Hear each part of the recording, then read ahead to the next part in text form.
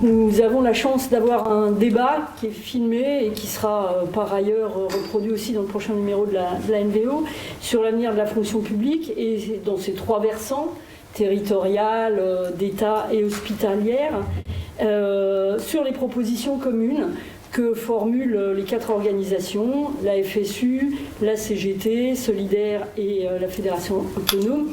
Et nous avons la chance d'avoir donc quatre invités, quatre intervenants et intervenantes, 2 hommes, 2 femmes, c'est merveilleux. Donc Benoît Teste, tout de suite à ma gauche, qui est donc le secrétaire général de la FSU, Natacha Paumé, qui représentera la CGT dans ces trois versants, Gaël Martinez de l'Union syndicale solidaire et notre camarade Fabien Golfier de la Fédération autonome. Donc voilà, donc la proposition c'est d'avoir 3 grandes parties à ce débat, si tout le monde en est d'accord. D'abord de revenir un peu sur le contexte et notamment la spécificité de la politique macronienne et les alternatives possibles. La deuxième chose, c'est de revenir davantage, peut-être en prenant un peu plus de temps de ce point de vue-là, sur votre mémorandum pour la fonction publique du XXIe siècle, sur vos propositions et sur les modes de financement. Et puis peut-être, dans une troisième partie, essayer de regarder ensemble comment vous allez organiser le débat et les mobilisations pour faire vivre les propositions que vous avez construites et que vous construisez. Voilà. Alors, première question, après plus d'1 an de pandémie quand même, puisqu'on en est là, au cours duquel les hospitaliers, les agents de première et seconde ligne des 3 versants de la fonction publique ont été très largement plébiscité par la population, et puis aussi après plus d'1 an et demi de mise en place de la loi de transformation de la fonction publique voulue par le gouvernement, quel bilan faites-vous à la fois du rôle de ces services publics pour la société et des limites et des difficultés de leur mission d'une certaine façon avec les conséquences de la loi? Je pense que finalement cette crise que malheureusement on traverse depuis plus d'1 année maintenant, elle démontre ce qu'on avait dit déjà depuis très longtemps sur les services publics et la fonction publique, c'est-à-dire des services publics qu'on a démantelés, qu'on a déstructurés, auxquels on a supprimer des effectifs de manière quasi constante depuis des années et au final une fonction publique qui a tenu pendant cette pandémie, mais qui a tenu par l'investissement des personnels.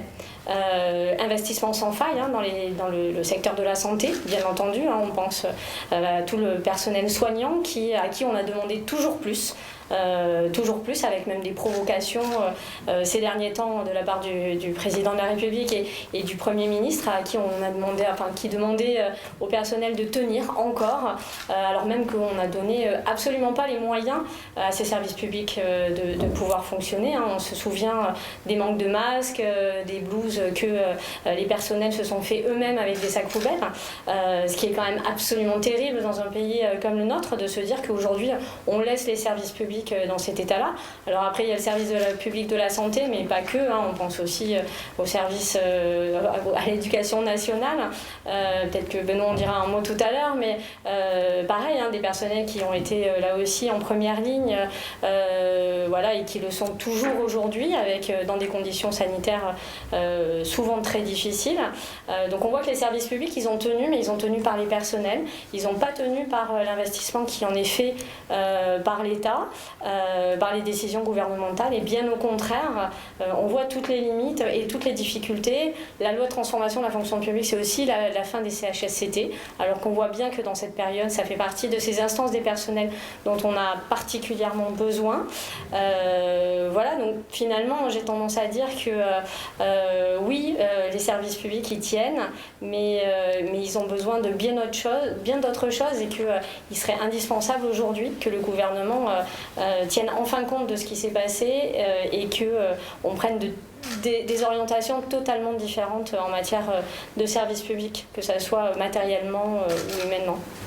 Vous avez de ce point de vue-là, les uns et les autres, dénoncé dans la loi, mais bien au-delà de la loi, le manque d'emplois publics avec l'accroissement de l'emploi contractuel et des contrats de projet, mais aussi vous avez dénoncé une loi qui met en cause la démocratie, qui met en cause par ailleurs un certain nombre d'accords, comme les accords sur le temps de travail, qui aggravent les inégalités professionnelles, notamment entre les femmes et les hommes. Finalement, en quoi l'introduction notamment du management issu du privé, voire la privatisation d'un certain nombre de services publics, vous dérange-t-elle ? Il y a beaucoup de questions là qui ont été posées à l'instant. Et pour revenir sur ce que disait Gaël, mais pour faire le lien effectivement avec la loi de transformation, il y a quand même un sacré paradoxe, voire même une forme d'ironie, à voir l'application. Alors c'est pas fait exprès, hein, la loi de transformation elle a été votée en août 2019, la crise est venue au printemps, en mars 2020, mais c'est quand même troublant de voir qu'au moment où on avait besoin justement de l'investissement des fonctionnaires, des agents publics, de voir au moment où tout le monde justement s'est mis en quatre avec bricolage, avec des blouses qu'on fabriquait avec des sacs poubelles, Gaëlle l'a dit, avec son propre matériel pour faire des cours à distance dans l'éducation nationale, sans aide de la hiérarchie, en étant toujours en grande difficulté pour répondre à l'urgence. À ce moment-là où les agents avaient besoin de confiance, s'applique une loi qui précisément ne leur fait pas confiance, qui précisément dit un fonctionnaire d'abord c'est routinier, donc on va plutôt employer des gens qui n'auront pas la sécurité de l'emploi, parce que s'ils ont la sécurité de l'emploi, ça les enferme dans des routines et du coup c'est pas bien, il faut plutôt les manager. On a parlé du management issu du privé, le management agressif, il faudrait plutôt les faire sortir de leur routine. On a vu exactement l'inverse dans la crise sanitaire, on a vu des gens qui justement se sont mis en quatre, se sont adaptés pour faire face à la crise, et ça a fait la démonstration que le statut, c'est l'adaptation, justement. Le statut, il est fait pour ça. Il est fait pour que, en cas de situation difficile, le sens du service public qu'il y a derrière toute la conception du statut permette justement de répondre, alors comme on peut évidemment, hein, mais permettre de répondre à la crise. Et donc ça a été, c'est venu quasiment à contre-courant, cette loi de transformation. On a chez les enseignants, il y a un moment important qui est le mouvement, les affectations des collègues. Ils demandent des mutations, ils les ont ou ils les ont pas. Ça se passe autour de juin en général, mai-juin, en fin d'année scolaire. Et donc là, en mai-juin 2020, on était en plein cœur de la crise. Et on a dit aux agents, et en l'occurrence là aux enseignants et au personnel de l'éducation, mais aux autres aussi, hein, je prends cet exemple uniquement parce que c'est souvent un gros mouvement, on a dit à ces gens-là, vous n'avez pas le droit à une vérification de vos droits, on va vous affecter là où on pense que c'est bien, là où la machine a décidé que finalement ça allait, et vos élus du personnel, ils n'auront aucun droit, ils n'auront pas de droit de regard, parce que c'est comme ça, parce qu'on a décidé que la démocratie sociale finalement ça prenait trop de temps, et qu'on n'allait pas s'embarrasser avec tout ça. Et donc en pleine crise sanitaire, avoir cette application-là, et Gaël a parlé aussi de la suppression des CHSCT, c'était absolument redoutable en termes de message aux agents, et le gouvernement aurait été bien inspiré de revenir au moins sur un certain nombre de dispositions de cette loi à l'occasion de la crise sanitaire. Il est revenu sur quelques trucs, hein, d'ailleurs, à l'occasion de la crise, on l'a beaucoup souligné aussi, il est revenu sur le jour de carence, par exemple, c'était bien le moins qu'il pouvait faire, mais globalement, sur la politique suivie, on en est resté à ce management agressif, à cette idée qu'il faut recruter plus de contractuels, qu'il faut diminuer les droits, le droit de grève, le temps de travail, qu'il faut augmenter. Donc toute cette politique finalement de fond, même si encore une fois hein, il y a eu quelques adaptations, il y a eu quelques éléments, toute cette politique de fond a été maintenue. Et ça, c'est absolument pas possible. Et on n'en restera pas là. La crise n'est malheureusement pas terminée, mais peut-être va-t-on quand même en sortir. Mais de toute façon, il faudra reprendre tous ces sujets à l'issue de cette crise. Tu souhaites réagir ? Je veux rajouter, je pense qu'on est arrivé au niveau des agents au bout de leur résilience. Ils ont développé, en même temps, ils ont vécu à la fois la crise en tant qu'être humain, en tant que personne, et ils ont vécu la crise en tant qu'agent public au service des autres, en étant en présentiel pour un bon nombre d'entre eux, en distanciel pour un certain nombre d'autres, mais pour faire fonctionner une machine qui est essentielle pour l'ensemble du pays. Et c'est ce qui a rassuré en fait nos concitoyens. Et ce fait de rassurer, c'est quelque chose que le privé n'apporte pas. Alors effectivement, on a parlé aussi dans le privé, la présence aux caisses, des caissières, etc., qui étaient aussi des collègues de première ligne, parce qu'ils permettaient ce service qui était nécessaire à tout un chacun. Mais le service public en lui-même a montré que toute sa structuration n'a qu'une vocation, qui n'est absolument pas mercantile, c'est de rendre service. et c'est le terme de service public. Servier, c'est certainement le mot qu'il faut savoir retenir, sauf que les agents sont à bout. On le voit notamment dans la fonction publique hospitalière, où on assiste à un nombre de démissions qui est impressionnant. Et ça, c'est réellement quelque chose qui va nous poser un problème demain, parce que ce sont des agents qui n'ont pas non plus connu de renouvellement d'effectifs, qui ont vu leurs effectifs diminuer, leurs moyens diminuer, elle l'a évoqué, c'était au même titre que dans beaucoup d'autres services, sauf qu'à l'arrivée, ceux-ci étant vraiment, mais alors c'est plus de la première ligne, là. Ils étaient réellement mais au contact même de la difficulté. Ils n'en peuvent plus et ils quittent la fonction publique hospitalière. Mais qui demain va assurer cette fonction publique hospitalière? Les hôpitaux privés? Dans quelle mesure? Avec quel financement? Quels moyens? La sécurité sociale, c'est une garantie pour nous, on le voit.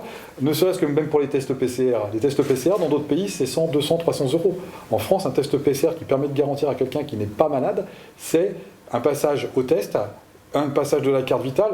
Oui, effectivement, il y a un coût derrière, mais c'est un coût partagé. On a construit la fonction publique en associant les moyens de tous, chacun à son niveau. Ça ne pourra pas se faire en déclinant ça au niveau du privé. Ce n'est pas possible.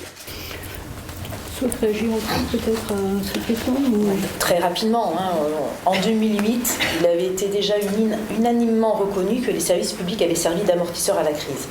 Je pense que là, pendant cette pandémie, on a bien vu que le pays a tenu grâce à ces services publics.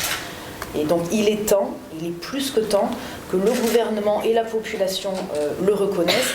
Et pour nous, tous ici, la fonction publique du XXIe siècle a vraiment vocation à mettre dans le débat public, et notamment dans le débat public des prochaines échéances électorales, cette question-là, la question centrale de la fonction publique, des services publics, qui sont au service de toutes et tous, essentiellement pendant les périodes de crise, mais aussi au quotidien. Merci. Alors du coup, c'est malgré cela, dans ce contexte, que le gouvernement entend, il l'a annoncé, mettre en place sa fameuse loi 4D, différenciation, décentralisation, déconcentration, décomplexification, il l'a annoncé, et il affirme qu'il s'agirait d'adapter le droit aux spécificités régionales, locales, et d'apporter des réponses de proximité aux usagers. Est-ce de cela qu'il s'agit? Et si c'était ça, est-ce que c'est pas défendable finalement? Alors là-dessus, je veux bien répondre. La décentralisation, et notamment l'acte 1 de la décentralisation du début des années 80, avait cette vocation à rapprocher les services publics locaux des populations et d'avoir une adaptation en fonction des territoires, des populations, etc. etc. Et c'est pour cela qu'on a décentralisé certaines missions. Et il y avait une péréquation financière qui permettait, en fonction de la population, en fonction de la géographie, en fonction de l'éloignement, de répondre aux besoins de services publics de toute la population, quel que soit l'endroit où elle vit. Et c'est ça, la notion de service public. Aujourd'hui, cette loi 4D, qu'est-ce qu'elle dit? C'est qu'on va permettre à des collectivités territoriales d'adapter la loi. Donc c'est vraiment ça, c'est-à-dire que la loi aujourd'hui ne sera plus la même en fonction de si on vit en Corse, en Île-de-France, en Haute-Garonne. Et là-dessus, les organisations syndicales que nous sommes refusons totalement cette différenciation de l'application de la loi. C'est absolument pas normal que la population soit traitée différemment en fonction du lieu où elle habite. Donc nous dénonçons ça. On l'a vu, là aussi, on va se servir de la période que nous avons traversée, mais on a vu le cafouillage de traitement de la pandémie en fonction des départements ou des régions, que ça soit sur les campagnes de tests, les campagnes de vaccination, et je ne parlerai même pas des épisodes rocambolesques sur la fourniture des masques et des batailles qu'il y a eu dans les aéroports. Enfin, voilà, c'est un moment, faut être sérieux. Toute la population française a besoin d'avoir les mêmes services publics partout sur le territoire. Et c'est pour ça que cette loi 4D pour nous est un très mauvais projet de loi et que nous allons nous mobiliser, bien entendu, pour qu'elle ne passe pas dans les fourches codines du Parlement. Oui, Natacha l'a dit, il y a un véritable problème dans l'égalité de traitement qu'il y aura pour l'ensemble de la population. Ce projet de loi, c'est réellement ça. C'est un nouveau coup de canif là-dedans. Et quelque part, c'est aussi une manière plus ou moins déguisée de démanteler encore un peu plus les services publics, de détruire, de défaire les services publics, mais sans le dire, en disant finalement les gens ne pourront pas comparer quels sont les services publics auxquels ils ont accès, s'ils sont à Ajaccio, à Bordeaux ou à Strasbourg, parce que finalement tout sera différent partout. Et finalement c'est relativement simple au final de démanteler, de déstructurer et de supprimer des services publics. C'est une loi qui produit, selon vous, davantage d'inégalités. Oui, c'est la question de l'égalité qui est au cœur de ce qui a été dit, qu'on partage complètement. Et effectivement, sous couvert de rendre plus proche en réalité la volonté de démanteler un certain nombre de services, on peut ajouter à ça aussi effectivement un enjeu de lisibilité, de qui fait quoi sur le territoire exactement, parce que si on donne du pouvoir, y compris réglementaire, localement, on voit bien que tout le monde va s'y perdre dans qui a pris telle compétence ici mais pas là, etc. Donc c'est quand même à l'inverse des objectifs qui sont affichés, de rendre plus lisible le service public. Là on est en plein dans des choses qui vont être différenciées et donc très difficiles à lire. Et pour les personnels, ça veut dire aussi des injonctions qui peuvent être parfois contradictoires. Dans cette loi 4D, il y a par exemple les adjoints gestionnaires des établissements qui seraient désormais sous la double tutelle à la fois de l'État via leur chef d'établissement et sous la tutelle de la collectivité territoriale, les départements dans les collèges et les régions dans les lycées. Et au milieu de tout ça, ils sont censés faire quoi? Personne n'en sait rien, mais on sait au final en quoi ça fait souffrir les personnels de ne pas savoir exactement qui est le donneur d'ordre, à qui je dois exactement obéir quand on me demande de faire telle ou telle chose. Il y avait aussi, qui a été évité dans cette loi quand même, la décentralisation des services de santé scolaire, parce que derrière il y avait aussi la volonté de les mutualiser avec les services de santé départementaux, et en réalité là aussi de réduire les coûts et de réduire la voilure, tout simplement, ce qu'on appelle des mutualisations. Et donc il y a la vraie question par contre de qu'est-ce qui doit relever d'un service public de proximité, comment on fait en sorte que les services publics de proximité garantissent l'égalité sur le territoire, c'est-à-dire qu'évidemment il y a des missions qui doivent être gérées au niveau local, mais il faut par des systèmes de péréquation, par ce qui avait été fait au début des années 80, la première phase de décentralisation, c'était quand même aussi amener un statut dans les collectivités et permettre justement qu'il y ait la protection aussi des agents publics, protégés par un statut, et donc les usagers aussi protégés par l'existence de ce statut. Et on a eu de cesse depuis, par les phases de décentralisation suivantes, de réduire ça. Et cette loi 4D vient parachever cette logique. Et donc effectivement, il faudra la combattre également. Oui, je suis tout à fait d'accord, parce que issu moi-même de la fonction publique territoriale, la décentralisation, c'est du quotidien. Et on compare bien, assez aisément, les différences qu'il peut y avoir entre deux collectivités, son mode de fonctionnement et les services qu'elle apporte à la population. Sauf qu'à l'heure actuelle, on a quand même une lisibilité de ce que doit être un service public, de ce qu'elle doit proposer et apporter à un territoire, à ses citoyens. Demain, en fait, il va falloir chercher une carte, il va falloir avoir une sorte d'annuaire des services publics en fonction des territoires. Ça va être un gros travail de récollement à faire, mais on ne va pas être capable de pouvoir se dire, si je vais habiter à tel endroit, est-ce que je peux bénéficier de tel ou tel service qui d'habitude et à l'heure actuelle font partie du lot commun. On va accroître ces différences, on va aussi, Benoît l'a évoqué, déséquilibrer la lisibilité pour les agents qui vont exercer ces missions. Sur une carrière, maintenant, c'est vrai qu'avant, on faisait une carrière assez linéaire sur une même collectivité, par exemple. Maintenant, il y a beaucoup de mouvements, ça fait parfois un peu le Tour de France. Ces agents vont devoir se remettre en question à chaque prise de poste.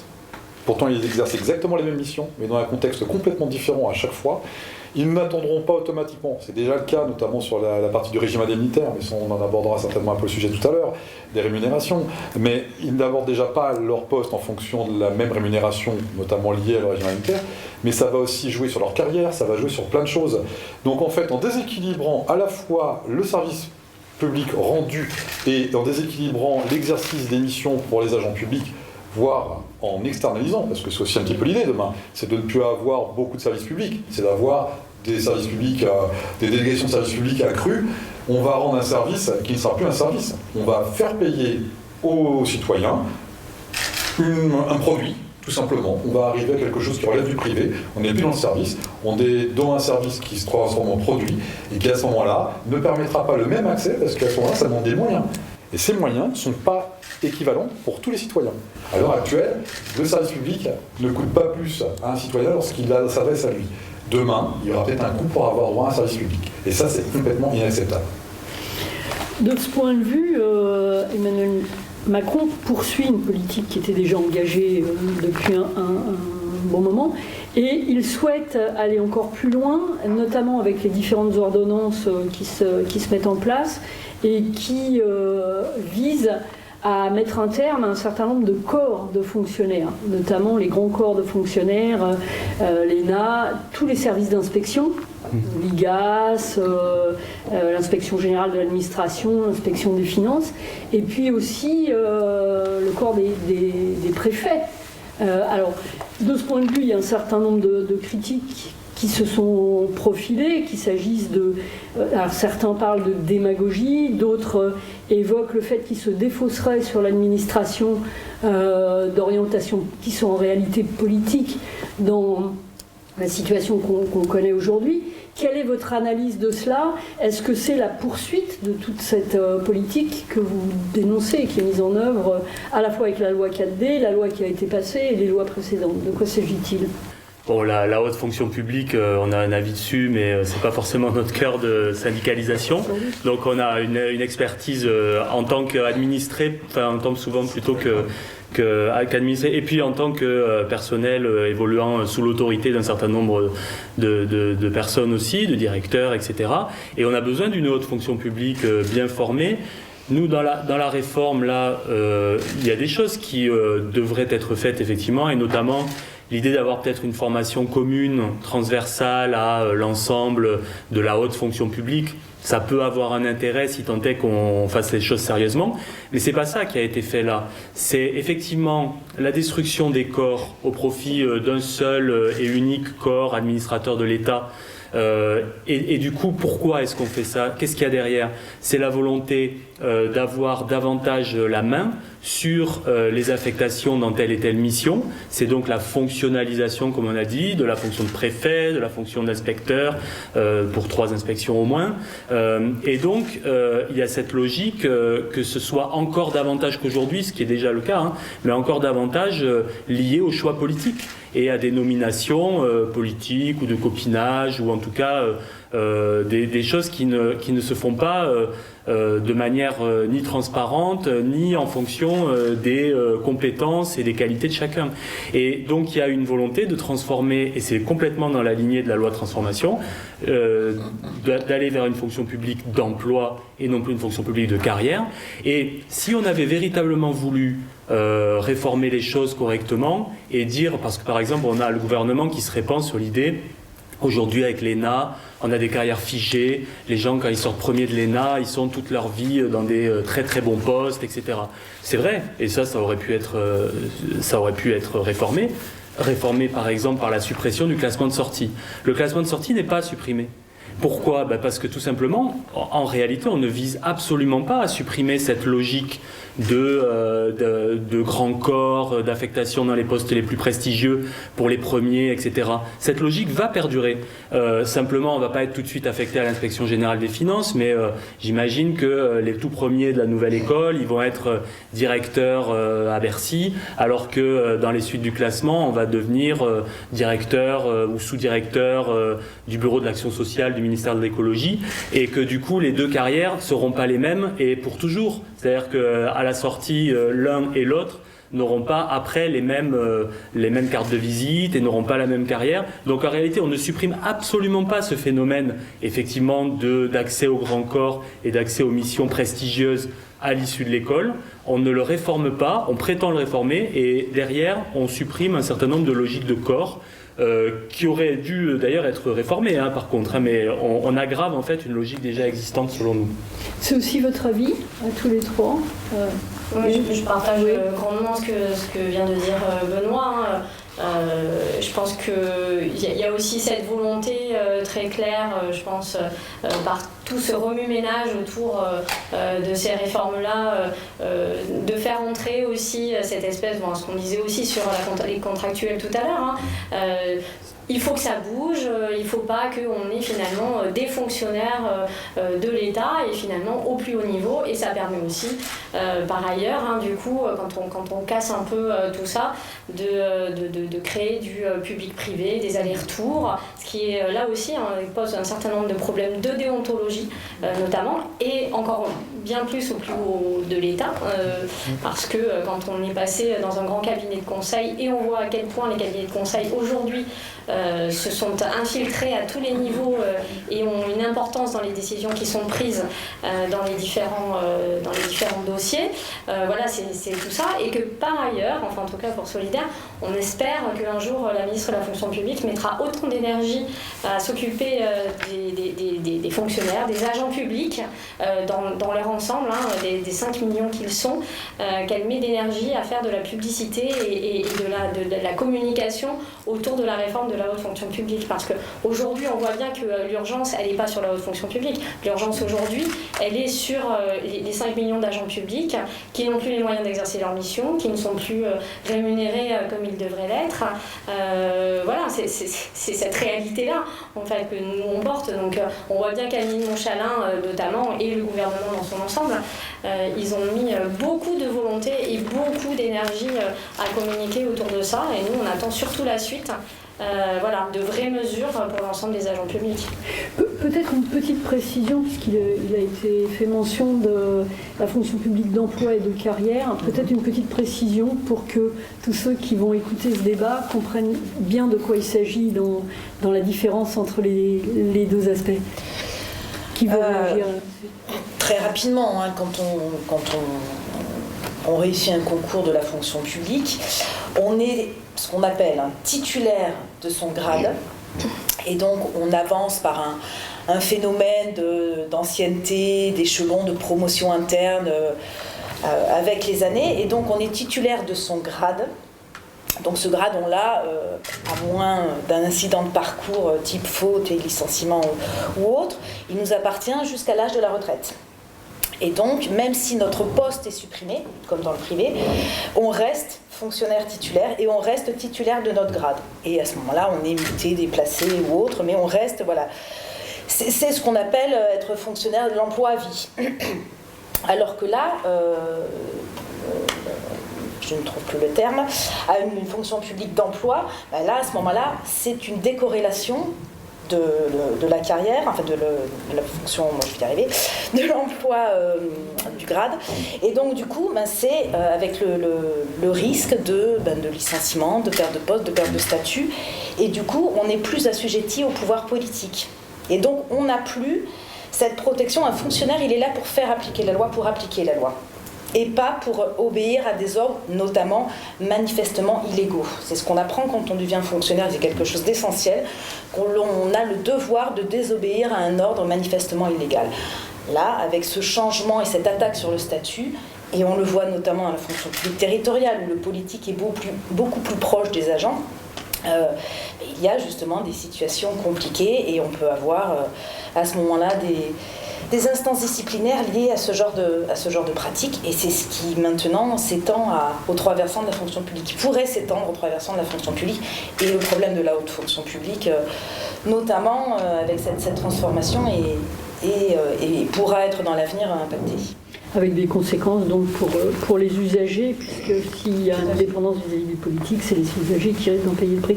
Alors aux États-Unis, Biden met en cause aujourd'hui les orientations qui ont guidé ses prédécesseurs et puis qui semblent guider un certain nombre de dirigeants européens, notamment donc en France. Et il a notamment décidé d'un plan d'investissement public massif, dont une grande part pour la transition énergétique, mais pas seulement, aussi pour des relocalisations.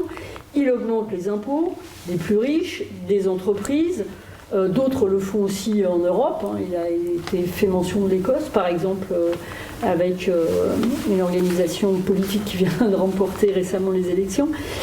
Enfin, en tous les cas, il entend lutter contre les paradis fiscaux et visiblement apporter une aide plus importante malgré sans doute beaucoup de limites, aux plus vulnérables. Est-ce que ça veut dire que d'autres orientations sont possibles ou est-ce que c'est spécifique aux États-Unis et que cet autre possible ne serait pas envisageable en France dans le contexte actuel? Ce qui peut être intéressant, c'est qu'en général, en règle générale, l'Europe et la France ont tendance à vouloir se calquer à la politique des États-Unis. Donc là, ce qui pourrait être intéressant, c'est que depuis 2008, on a en Europe et en France des politiques d'austérité avec un vocabulaire tel la dette publique, il faut mettre fin à la dette publique, donc on va mener des politiques d'austérité, et c'est ce qui permet de justifier toutes les attaques contre la fonction publique que nous subissons. Donc là, un tel revirement une telle tentative de revirement de politique, on parle même de Biden comme étant le nouveau Roosevelt, vu sa politique d'investissement.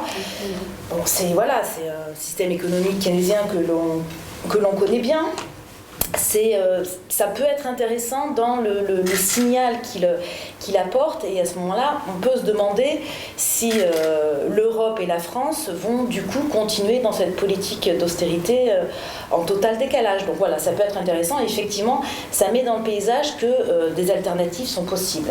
Et donc le discours que l'on nous sert depuis plus de 10 ans sur les politiques d'austérité et sur le fait qu'il n'y a pas d'autres alternatives possibles, voilà, ça montre un autre message. Et en ce sens-là, ça peut être plutôt favorable, même si après, le syndicalisme de transformation sociale que nous défendons ne porte pas non plus forcément la démarche keynésienne comme un projet. Mais en termes de message, ça peut être intéressant. Oui, et puis je partage complètement ce que tu viens de dire. Ça fait quand même du bien, quelles que soient les limites actuelles et peut-être futures qu'on découvrira, parce qu'effectivement, il faut analyser tout ça. Il y a des choses sur l'école aussi, importantes. Scolarité obligatoire de 3 à 19 ans, c'est quand même quelque chose de fort et que pour le coup on n'a pas, et qui fait partie des revendications qu'on peut avoir. Ça fait du bien, parce qu'en plus c'est allé très vite.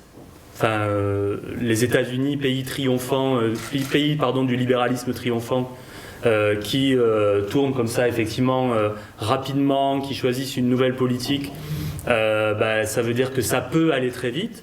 Après 4 ans de Trumpisme, où quand même, je pense que tout le monde était un peu déprimé, en tout cas dans notre camp, c'est quand même un signal, un signe d'espoir, et donc c'est pas à prendre à la légère, et ça montre, mais ça a été très bien dit, et c'était dans la question, ça montre qu'effectivement une autre politique est possible, et même souhaitable, et même la seule possible sans doute. Il faut faire des investissements, il faut réparer la société, il faut des services publics, il faut faire du commun. On est dans un monde qui va nécessiter encore plus d'éducation, de services à la personne, etc. Effectivement, en tout cas, un autre monde est possible, une autre politique est possible, et oui, une autre politique est indispensable. On voit bien que de toute façon, et la pandémie notamment l'a montré, on va quand même bien dans le mur. Pour l'ensemble de la population, on voit que en France, la pauvreté, plus de 10 millions aujourd'hui de pauvres dans notre pays. On se dit bien que on ne peut pas continuer comme ça, on ne peut pas continuer avec le même paradigme, les mêmes orientations libérales, néolibérales. On voit bien que la population ne pourra pas le supporter ad vitam aeternam, mais que écologiquement parlant, c'est la même chose. On voit bien qu'il est indispensable aujourd'hui qu'une autre politique soit possible, qu'une autre politique soit faite, réalisée, et que notre monde émerge rapidement. Précisément, pour cela, vous avez décidé ensemble d'élaborer un mémorandum pour une fonction publique du XXIe siècle digne de ce nom. C'est inédit, je crois que 4 organisations travaillent ensemble pour cela. Qu'est-ce qui a présidé au fond à une telle démarche ? Peut-être une prise de conscience qu'au-delà même du fait que régulièrement on se retrouve les uns face à face et les uns les autres face à face au moment d'élections, mais on porte tous d'une part un idéal de service public, un idéal de fonctionnement de nos institutions, et qu'on s'est rendu compte, et c'est un constat qu'on partage en tout cas, que les agents publics sont la variable d'ajustation en fait, de toutes les politiques publiques et surtout de ces déficits, et qu'à un moment donné, on peut les uns et les autres travaillent de notre côté, qu'on porte chacun nos messages à titre personnel, mais que d'un autre côté, on a aussi des convictions qui sont communes sur ce sujet, et si on veut donner du poids à ces convictions, il vaut mieux se mettre à plusieurs pour les porter. Et on est très souvent stigmatisé, les syndicats sont souvent, c'est la contestation, c'est toujours de l'opposition, alors qu'en fait on est force de proposition en permanence, on le décline chacun à notre façon, avec nos mots, mais on est force de proposition en permanence, et on l'est souvent beaucoup plus d'ailleurs que les gouvernements qui succèdent les uns après les autres, sauf qu'on nous enferme toujours dans cette image de manifestants, de contradictions. En fait, on a des idées, ces idées on a pensé, on les a exprimées depuis un certain nombre d'années ensemble d'ailleurs, à travers des communiqués, à travers un certain nombre de positions, un certain nombre d'actions.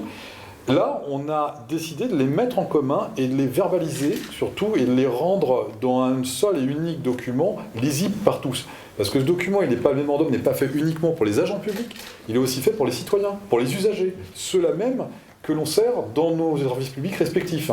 Et l'idée, c'est justement de pouvoir porter un message et de dire, voilà, regardez bien, au-delà même des contradictions qu'on apporte, et ça c'est notre rôle également, de défendre le service public, de défendre les usagers et de défendre surtout nos mandants, c'est de dire on est capable de proposer des solutions, ces solutions on vous les porte à votre connaissance, saisissez-vous-en, profitez-en, de regarder, il y a des éléments qui sont probants, il y a des éléments qui ont été démontrés, qui ont parfois été expérimentés ailleurs d'ailleurs, parce qu'on n'a pas toujours tout réinventé, il faut savoir prendre aussi ce qui se passe bien ailleurs.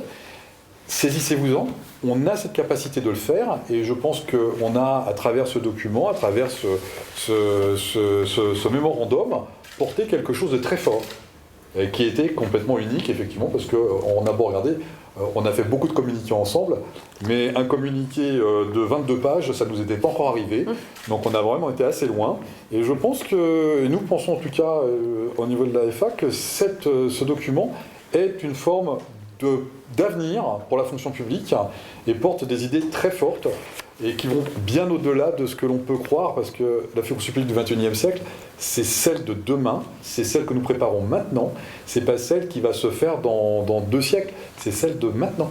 Il faut absolument s'en saisir. Si on laisse passer le coche, effectivement, on va arriver à une forme de délitement qui a été entretenue depuis des années, et de fonction publique, il n'y en aura plus qu'un souvenir dans les livres d'histoire, et je pense que nul ni les uns ni les autres ne souhaitons voir ce que ça donnera à l'arrivée. Le paysage de notre société s'en trouvera certainement très très affecté. Et alors précisément, ce document donc de 22 pages, qu'est-ce qui le compose? C'est-à-dire, vous parlez des missions, vous parlez de l'emploi, vous parlez des salaires, vous parlez des conditions de travail. Au fond, quelles sont les propositions que vous avez envie de soumettre au débat des agents, que vous avez envie de défendre, que vous avez envie de soumettre au débat des usagers? Ces 22 pages, c'est quoi? Qui veut répondre? Natacha? Très, très rapidement, toujours pareil, cette période de pandémie a été très éclairante, notamment sur l'état de nos services publics et sur le manque criant de moyens, que ce soit des moyens humains ou des moyens financiers. Quand on pense que l'hôpital public de la 6e puissance mondiale n'a pas été en capacité d'accueillir tous les gens qui étaient malades. Et pour cette raison-là, on a été obligé de subir plusieurs périodes de confinement, parfois très dures, notamment le premier, parce qu'il fallait surtout éviter qu'il y ait trop de malades en même temps dans l'hôpital. Voilà, c'est éclairant. Aujourd'hui, nous avons besoin de services publics. Alors là, ça a été l'hôpital pendant la période de la pandémie, mais l'école, l'éducation nationale, ça fait des années et des années qu'on demande une baisse des effectifs dans les classes. Les services publics territoriaux n'ont plus les moyens non plus de répondre aux besoins des populations. L'état des routes. Il y a encore 15 ans, avant le 2e acte de la décentralisation, la France avait le premier réseau routier en termes de qualité. Aujourd'hui, on est bien après la 10e place, il me semble, 13e, 14e place. Enfin, ça veut dire qu'en 15 ans, l'état des services publics s'est dégradé à une vitesse folle. Et plus ça va, plus ça s'accélère. En plus, entre le premier et le 2e confinement, on a eu plusieurs centaines d'infirmières qui ont démissionné de l'hôpital public, notamment déçues par les annonces du Ségur et par le fait de ne pas avoir été entendues. Et donc, du coup, des lits ont fermé, alors que nous sommes en pleine pandémie. Donc voilà, c'est à la fois pour les agents, leurs conditions de travail, leurs conditions d'exercice des missions de service public, mais pour les usagers, Voilà, là, la situation est vraiment éclairante, donc il est temps qu'il y ait une réaction forte à la fois des fonctionnaires, mais aussi des usagers qui sont attachés à leur service public. Donc intérêt pour les agents, intérêt pour les usagers, mais vos propositions, concrètement, c'est quoi ? Quelles sont vos différentes propositions ? Alors, justement, je pense que les propositions qui vont dans le sens d'une participation plus grande des usagers à la définition de leur service public, à l'implication dans leur service public, aux remarques qu'ils ont à faire, aux besoins qu'ils identifient, ça fait partie des chantiers qu'il faudrait ouvrir. Il y a plein d'autres propositions, mais je pense que c'est celle-là qui me semble importante et elle est déclinée dans plusieurs propositions. Ce qui est important de noter, juste par rapport à la question quand même, c'est qu'effectivement, le mémorandum, là, il a pour vocation à montrer qu'on veut sortir de la caricature qui est faite de nous comme des gens qui voudraient jamais rien bouger. Il y a plein de choses qu'on veut modifier, il y a plein de choses qu'on voudrait voir améliorer pour le service public. Après, ce qu'on dit souvent quand même dans ce livret, c'est conforter, améliorer les choses, mais en partant de l'existant. Et c'est vrai que c'est pas ultra spectaculaire, on n'a pas la réforme magique, on va pas dans ce mémorandum développer des propositions hyper innovantes qui seraient comme Amélie de Montchalin là sur l'ENA, allez on supprime l'ENA, on supprime ceci, on supprime cela. On peut en faire des propositions, mais ce que je veux dire par là, c'est que les syndicats, on a aussi pour, non seulement parce qu'on défend les services publics, leurs agents, mais parce qu'on pense très fortement et très sincèrement que c'est en partant de l'existant, en partant de ce bien commun que sont les services publics, qu'il faut conforter, qu'il faut améliorer, qu'il faut stabiliser sur un certain nombre de choses. C'est en partant de ça qu'on doit pouvoir améliorer les choses. Et donc, effectivement, il n'y a pas de propositions spectaculaires.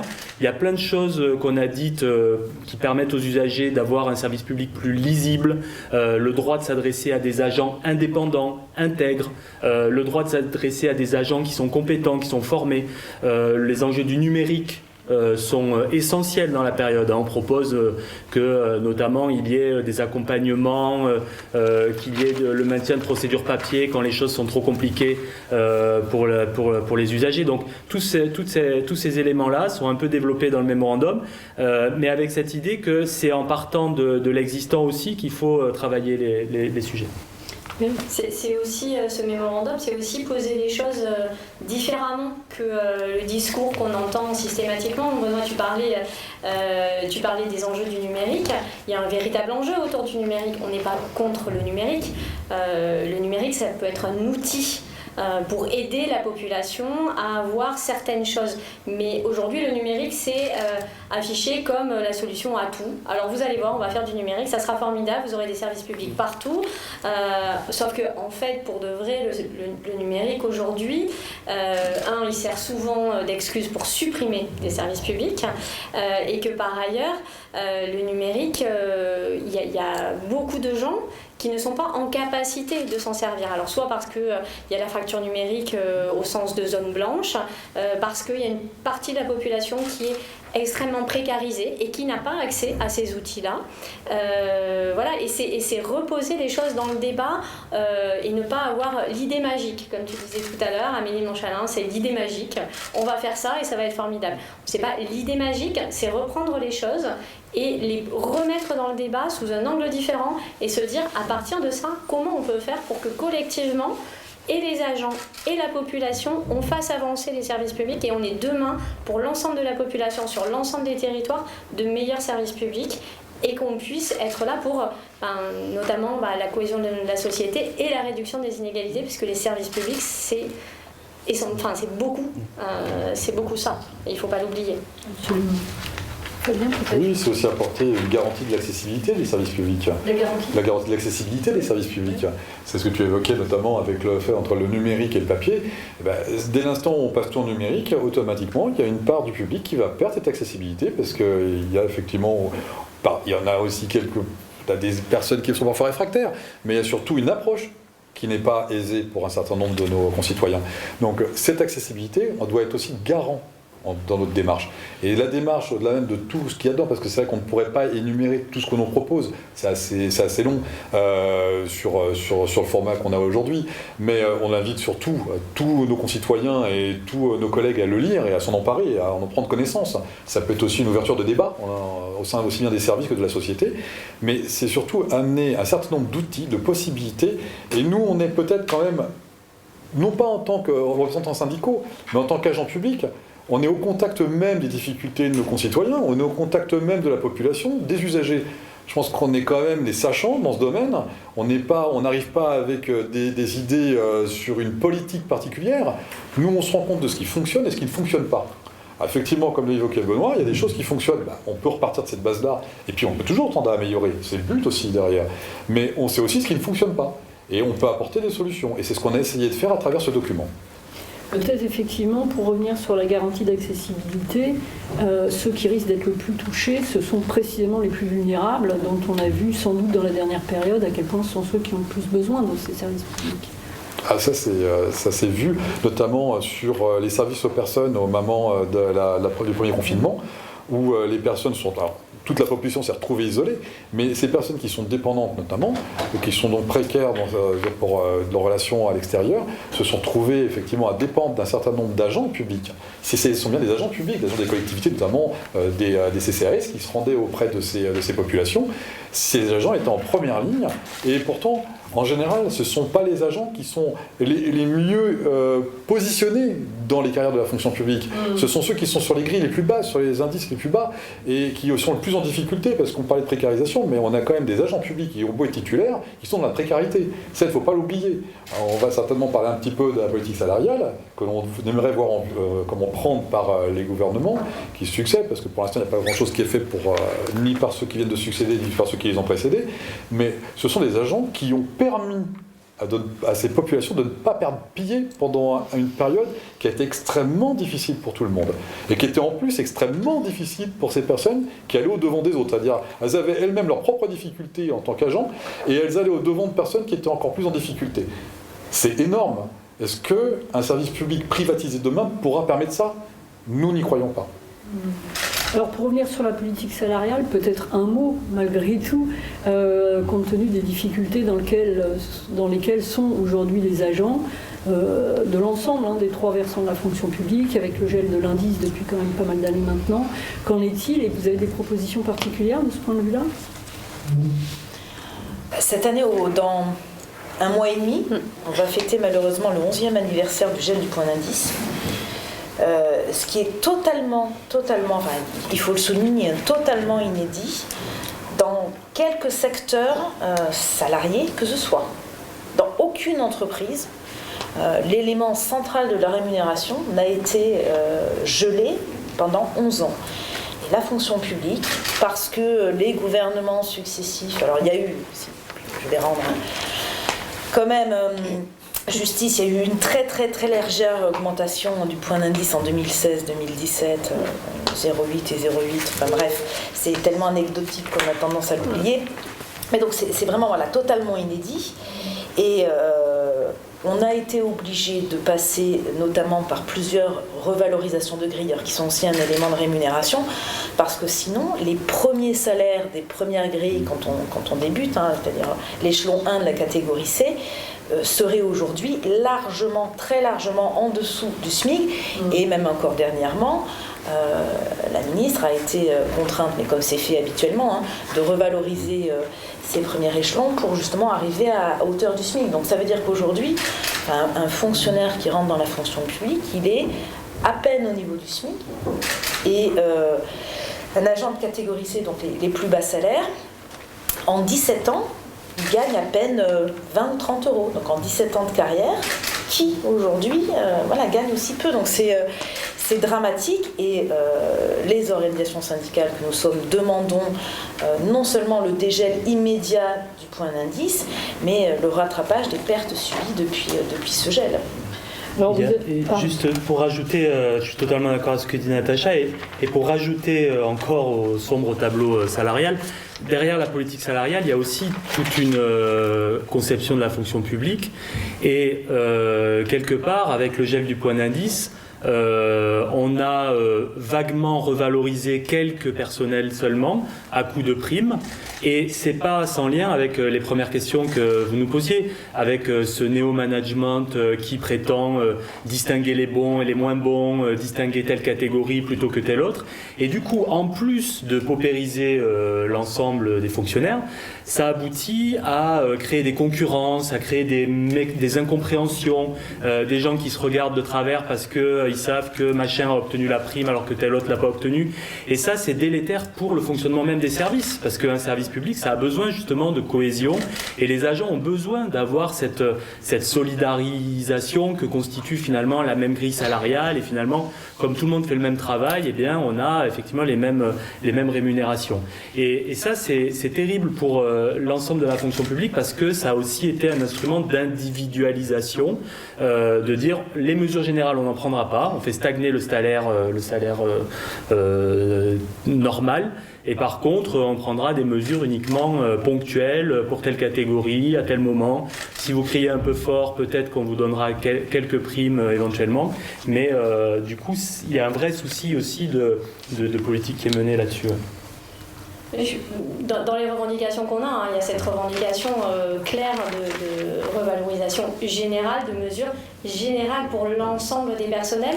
Et finalement, moi, je garde en mémoire cette parole, je crois que c'était Olivier Dussopt, juste avant Amélie de Montchalin, qui n'a pas démérité en la matière non plus, et qui a dit on ne va pas revaloriser, ça coûte beaucoup trop cher pour ce que ça rapporte, c'est-à-dire entre 10 et 15 euros par mois pour un agent. C'est un mépris infini que de dire aujourd'hui à l'ensemble des agents publics que 10 à 15 euros par mois, c'est rien du tout.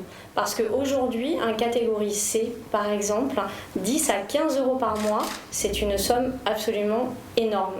Et c'est un mépris, vraiment, je le redis parce que moi j'avais pris ça comme une claque qui était donnée à l'ensemble des agents publics. Et finalement, sur cet exemple de la revalorisation salariale et de la mesure générale qui n'est pas accordée, et déjà du point d'indice, qui est une des mesures que nous réclamons, qui n'est pas la seule mais qui est une des mesures, c'est aussi le symbole de l'austérité budgétaire. C'est aujourd'hui, on n'a plus d'argent. Donc, où est-ce qu'on coupe le robinet ? La première chose, c'est la fonction publique. Et un des premiers endroits, au-delà des aspects financiers en matériel, c'est la revalorisation et les aspects salariaux dans la fonction publique. Ceux sur lesquels, tout de suite, on coupe et on ne fait rien. Enfin, on coupe. On a coupé depuis tellement longtemps qu'on ne sait... Enfin, ils ne savent même plus... Pardon, salaire et emploi. De ce point de vue-là, alors, si c'est le symbole de l'austérité budgétaire, on évoquait tout à l'heure des orientations un peu différentes prises actuellement aux États-Unis, mais tout ça a un coût malgré tout. Avec la crise, la dette s'est accumulée. Est-ce que vos propositions sont réellement finançables ou est-ce qu'elles relèvent de l'utopie, comme certains le disent ?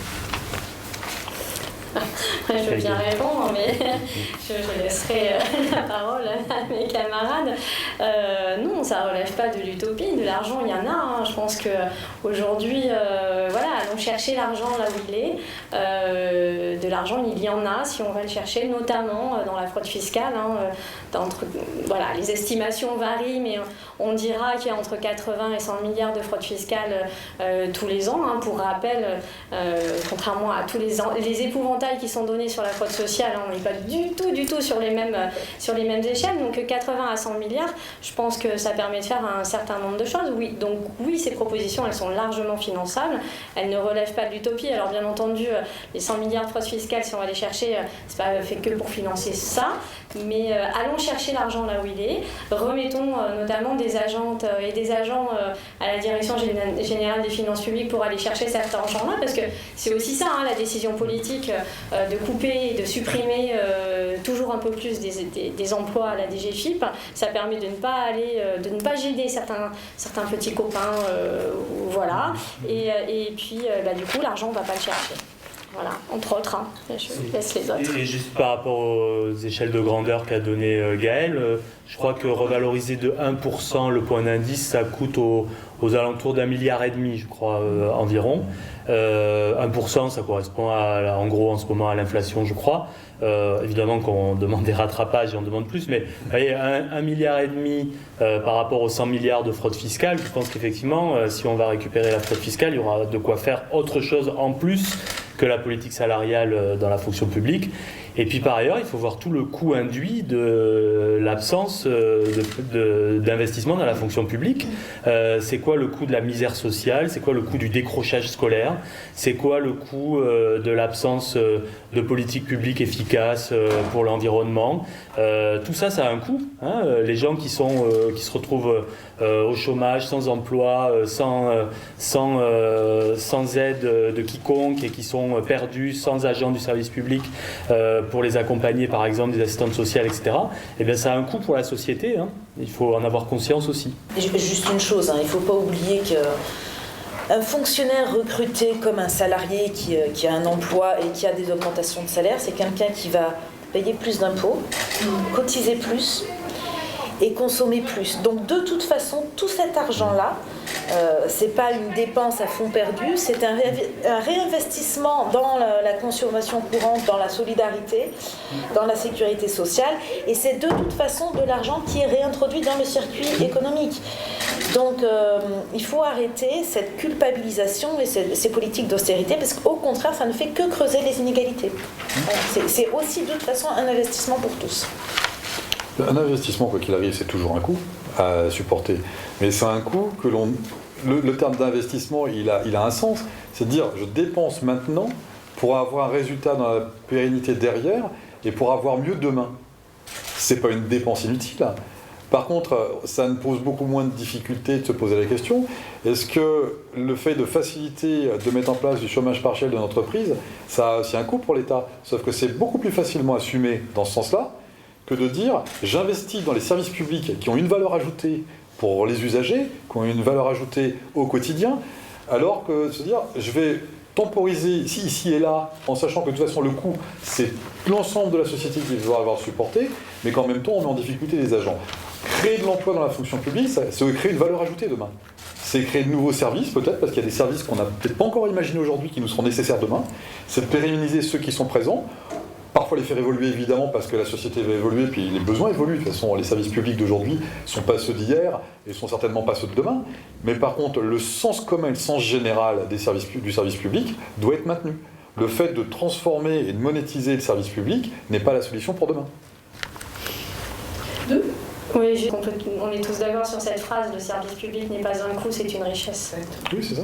Comment entendez-vous faire valoir ces propositions dans le débat qui est en train d'exister ou pas, de se développer ou pas, enfin dans une période où en tous les cas il devrait exister, notamment sur les questions sociales, et où il a l'air de s'orienter davantage sur d'autres problématiques, et notamment sur des questions sécuritaires qui divisent peut-être davantage. Comment voulez-vous resituer vos propositions dans le débat, aussi bien avec les agents avec lesquels vous travaillez, dans les trois versants, encore une fois, de la fonction publique, et avec les usagers? Comment vous allez les porter, ces propositions?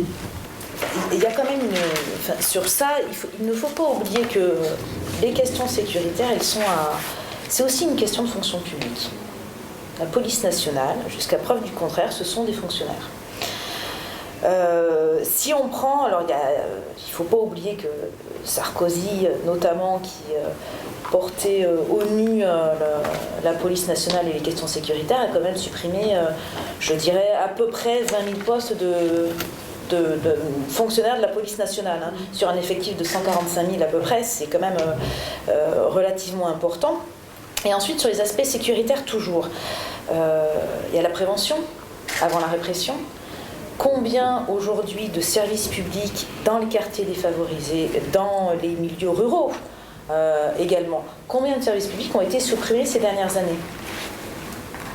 Voilà, il y a aussi cette politique préventive, que ce soit en termes de santé, en termes d'accès aux services publics, les établissements scolaires qui ont également été fermés dans les milieux défavorisés et qui impliquent que les enfants doivent aller plus loin dans un autre quartier.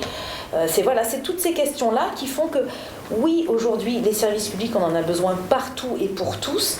Et on peut justement, parce que les médias utilisent cet aspect-là, tirer la ficelle pour le ramener à des questions essentielles pour nous qui sont, si on veut plus de sécurité, faisons plus de prévention et donc mettons en place des services publics partout, pour tous, qui répondent aux besoins de la population. Parce qu'après, les besoins sont multiples. On l'a vu là avec la pandémie sur la politique en direction des personnes âgées, c'est purement scandaleux. Mais voilà, il y a les questions de sécurité, il y a les questions d'éducation, il y a les questions de garde d'enfants, il y en a tellement et tellement, mais voilà, pourquoi pas se servir de ce débat-là pour tirer la ficelle vers les besoins en termes de services publics. Mais c'est sûr qu'il faut faire les liens entre toutes les questions et poser les questions en termes de choix de société. C'est exactement ce que disait Natacha à l'instant.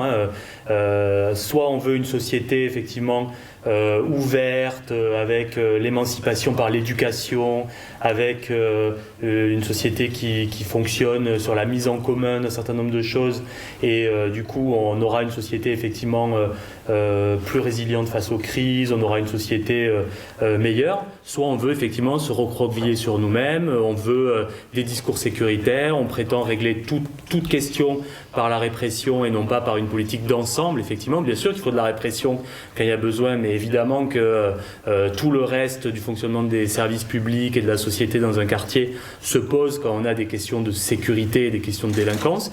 Et ces questions, il faut qu'on les affronte, effectivement. Il faut qu'on se dise, effectivement, c'est un problème de société, on n'a pas peur de parler sécurité, politique publique de sécurité, comment on gère les choses sur tout le territoire. On n'a absolument aucun tabou, aucune prévention, aucun problème à évoquer ces questions-là, mais la question de fond, c'est celle du choix de société. Et ce qui est terrible dans le débat actuel, c'est qu'on ne le pose jamais comme ça, on dit il faudrait des peines planchées, il faudra encore plus de peines, alors qu'on sait très bien que ça ne résout pas les questions. Et ce qui est difficile pour nous, effectivement, pour répondre à la question de comment on va faire, par contre, ça, je n'ai pas complètement la réponse, parce qu'effectivement, arriver à dire que le projet de société qu'on porte, il est une réponse aux problèmes qui sont posés. On n'a pas réussi à le faire. Par exemple, sur la loi de transformation, en 2019, on a fait des actions, on a fait plein de choses, on s'est mobilisé. Les agences sont mobilisées, pas assez bien sûr, mais ils sont quand même mobilisés. Mais on n'a pas percé le mur médiatique. On n'a pas réussi à montrer que cette loi de transformation, elle était en fait un problème non pas simplement pour les agents, mais pour l'ensemble de la population, pour effectivement le fonctionnement de la société lui-même. Quand on a des agents publics qui sont fragilisés, on a une société qui est fragilisée.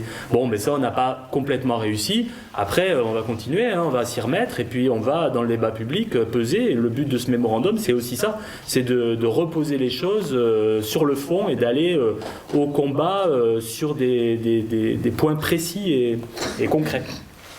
Je pense qu'il ne faut pas opposer les services publics entre eux. Ils concourent tous à un résultat, d'avoir une société qui effectivement est apaisée, qui est sereine, et qui permet notamment... Une société sereine permet d'avoir une économie qui fonctionne. Parce qu'en fait, comment se projeter dans un environnement, que l'on soit agent public ou usager ayant une mission dans un service privé, sans avoir un environnement qui est à la fois entouré d'un certain nombre de prestations accessibles, d'avoir des contacts faciles avec ceux qui les proposent, d'avoir une sécurité autour de soi et de se sentir dans un environnement sain, agréable, avec tout ce qui concourt à avoir une... Non pas, on parle souvent du sentiment d'insécurité. Le sentiment d'insécurité, c'est souvent quelque chose d'assez impalpable. Mais le sentiment d'insécurité, c'est aussi cette variable qui fait qu'on va choisir plus ou moins d'aller habiter un endroit ou un autre. On a tous cette attitude-là, elle est parfaitement humaine, parce qu'on cherche tous la même chose, c'est de pouvoir sortir de chez soi, d'avoir, par exemple, la mairie à quelques mètres de là, pour pouvoir accéder aux services qui va nous permettre d'aller faire nos papiers ou autre, d'avoir la possibilité de rentrer à n'importe quelle heure du jour ou de la nuit en sécurité, d'avoir des commerces qui vont dire qu'ils fonctionnent parce que ces commerçants n'ont pas peur de se retrouver dans la difficulté pour pouvoir ouvrir leur rideau le matin et le fermer tard le soir si nécessaire. En tout cas, c'est tous les services de sécurité, les services publics dans leur aspect général concourent à un ensemble, à une atmosphère, à une sérénité de vie et qui permet et qui favorise tout un ensemble. C'est tous ces services qui sont nécessaires. Ils doivent s'articuler entre eux, ils ont chacun leur place, chacun leur niveau, mais en tout cas, se priver des uns ou des autres serait de toute façon demain un échec total et une erreur qu'on pourrait certainement reprendre. Natacha évoquait notamment la diminution du nombre d'agents publics. La police nationale a été victime et bien d'autres services publics malheureusement ont été victimes. On a évoqué les hôpitaux tout à l'heure et ça ne veut pas s'améliorer encore demain pour l'instant en tout cas. En tout cas, nous on tend avec nos propositions à faire inverser cette tendance et ouvrir le débat. Et effectivement, on n'a pas la solution, Benoît le disait, on ne sait pas automatiquement comment on peut le faire, mais c'est une base que l'on pose sur la table. Demain, on entre sur la campagne des présidentielles, il va y avoir des programmes. Il y a aussi, ce n'était pas un programme, par contre ce sont des pistes de réflexion pour amener peut-être et influencer des programmes. Et ça doit aussi servir à ça, et ça doit aussi permettre à ceux et celles qui sont des électeurs de se dire demain, tiens, moi j'ai lu dans le mémorandum ces idées qui semblent intéressantes, qui les reprend, qui les propose, qui les porte. Ça peut être aussi un point de réflexion, ça peut faire avancer. Pendant la loi de transformation fonction publique, on a eu du mal à passer ce plafond. Voilà, c'est difficile.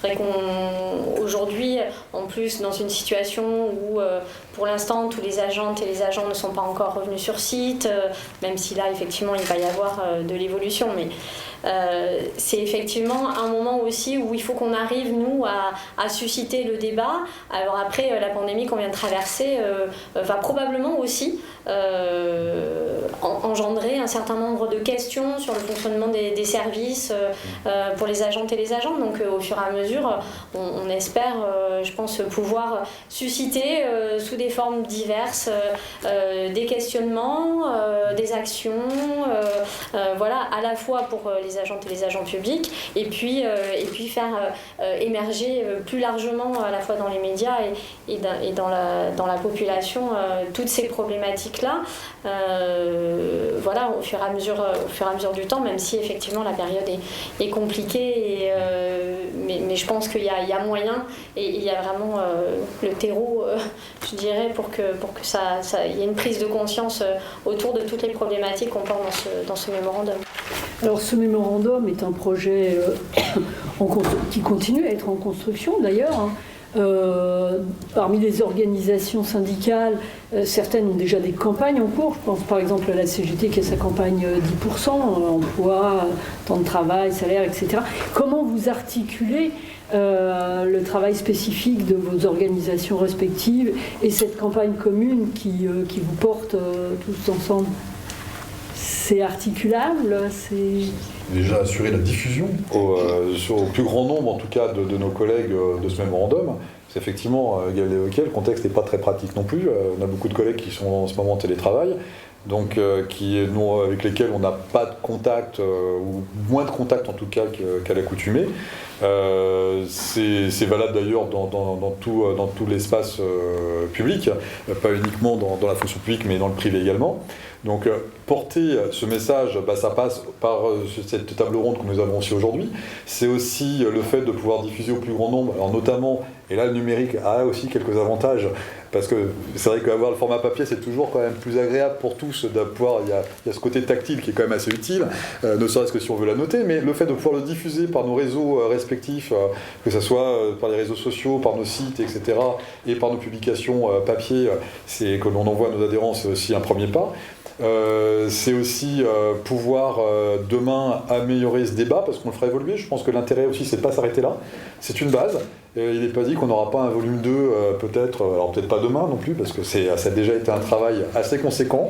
Bon, on va peut-être pas le refaire dans l'immédiat, mais en tout cas dans notre discours, dans nos débats et dans les prises de position que l'on aura en commun dans les temps à venir, il est possible aussi que il y a des points qui ont été évoqués dans ce mémorandum, et puis des idées qui vont venir et qu'on va porter, en tout cas des solutions qu'on va essayer de donner, de façon à faire évoluer ce mémorandum. Il y a aussi toute la mobilisation qu'on peut espérer dans les temps à venir. On sait que ça reste difficile, parce qu'on se rend compte que déjà le travail en présentiel n'est pas quelque chose d'assez évident. On organise cette table ronde aujourd'hui alors que les commerces rouvrent. C'est aussi encore une nouvelle étape du déconfinement qu'on vient de vivre. C'est une situation qui est aussi une forme un peu de libération. Mais on sait aussi que beaucoup de nos collègues, que ce soit pour le retour sur le présentiel comme pour aller dans les magasins, tout le monde n'a pas cette approche. Donc on verra comment on peut le décliner, mais en tout cas c'est déjà une première base. On n'aura pas perdu notre temps pendant le confinement, pendant cette année un peu particulière qu'on vient de traverser. On aura continué à travailler, les syndicats et les représentants syndicaux ont été présents tout au long justement de cette crise, et c'est peut-être déjà le premier pas justement de nos actions, c'est d'avoir montré aussi que on a été présent tout du long de la crise que nous venons tous de traverser. Et ça, je pense que c'est déjà le premier signe que derrière, il y a toujours quelque chose qui se passe. En tout cas, qu'il y a toujours un avenir demain, à la fois pour la fonction publique et pour le syndicalisme qui la défend. Cette campagne fonction publique du 21e siècle, je pense qu'elle est totalement compatible avec le reste de nos expressions, chacun et chacune de notre côté. Je pense que forcément, il y a des différences entre nos organisations, puisque sinon, nous serions dans la même. Mais finalement, c'est ce qui nourrit aussi ce débat intersyndical. C'est nos différences qui font probablement avancer aussi nos débats internes. En tout cas, pour Solidaire, on est très contents du travail intersyndical qu'on fait ensemble depuis un certain temps maintenant, voire un temps certain. On se revoit régulièrement et pendant toute la période du confinement, on a pu réagir collectivement, enfin en tout cas nos 4 organisations, on a pu avoir des réactions collectives, des communiqués réguliers, des expressions communes, etc. Et on pense que c'est extrêmement important aussi de montrer aux agents qu'au-delà des différences qu'on peut avoir, on continue à avancer collectivement justement pour porter des revendications communes et être aussi plus fort, plus audible. Donc pour nous, il y a vraiment, je pense, une espèce de complémentarité entre tout ce qu'on peut faire, voilà, vraiment sans nier nos différences, mais je pense aussi dans un respect mutuel et vraiment respectueux de ce qu'on est et de ce qu'on porte et de nos histoires respectives. Voilà, et je pense qu'on continuera encore un certain temps. Je vois pas du tout de difficultés là-dessus, bien au contraire. Je vois que vous approuvez tous les deux, vous avez la même appréciation l'un et l'autre. Oui, complètement. Moi, je partage complètement l'intérêt de ce travail et l'attachement des agents aussi à ce qu'on soit le plus unis possible. Je crois que ce sont des messages qui sont toujours bien reçus, bien perçus. On n'est pas des partis politiques, le monde du syndicalisme, c'est pas la même chose. Et nous, en tout cas, on essaye, on arrive mieux sans doute à avoir un certain nombre d'actions communes, unitaires, qui ont du sens. Ça fait sens de se mettre autour de la table, de faire des propositions de fond.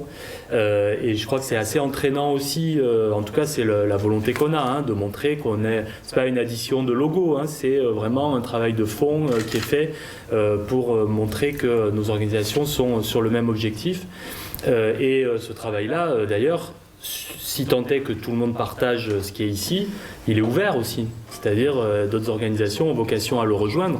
Ce sont des idées qui sont majoritaires chez les agents, ce qu'on développe ici, majoritaires même dans la population.